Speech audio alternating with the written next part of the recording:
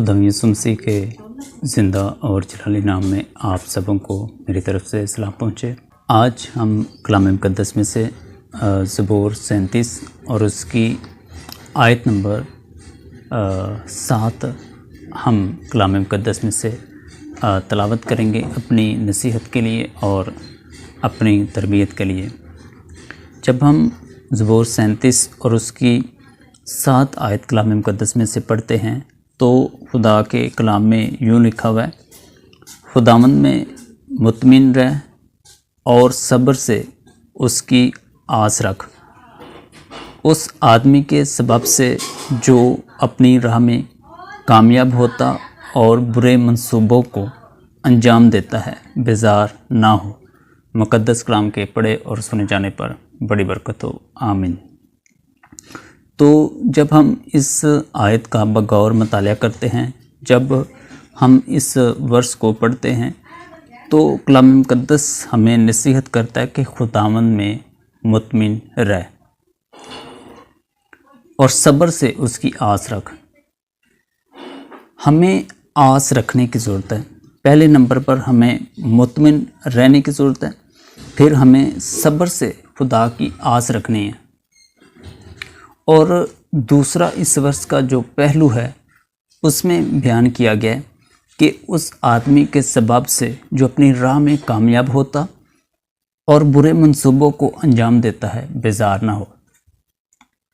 यानी जो शख्स अपनी राह में कामयाब होता है और बुरे मंसूबों को अंजाम देता है, जो अपनी लाइफ को अपने हिसाब से जीता है, अपनी मर्ज़ी के मुताबिक जीना चाहता है, उस शख्स को देखकर हमें जो है बेजार नहीं होना, हमें परेशान नहीं होना, हमें जो है उस बात की तरफ ध्यान नहीं लगाना, बल्कि हमें अपने खुदा को जो है अपने सामने रखना है, खुदा की मर्ज़ी को पूरा करना है और खुदा की जो मर्ज़ी है हमारी ज़िंदगी में उसको मद्देनज़र रखना है। जब हम इस तरह खड़े रहेंगे, कायम रहेंगे, तो खुदा हमें सक्सेसफुल करेगा, खुदा हमें कामयाबी देगा और खुदा हमें बरकत देगा। आज ज़रूरत है कि हम मुतमिन रहें और सब्र से खुदावंद की आस रखें।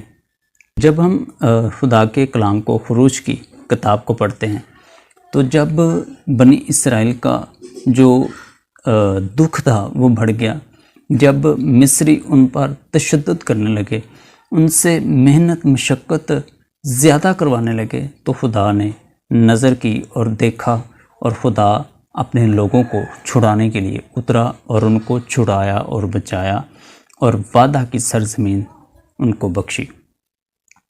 आज हमें आस रखनी है कि खुदा हमको ज़रूर ब्लेसिंग से नवाजेगा, खुदा हमें अपनी बरकतों से जो है ज़रूर भरेगा। सिर्फ़ हमें ईमान रखना है, सिर्फ़ हमें खड़े रहना है और खुदा की निजात को देखना है। खुदा आपको और मुझे बड़ी बरकत दे, आमीन।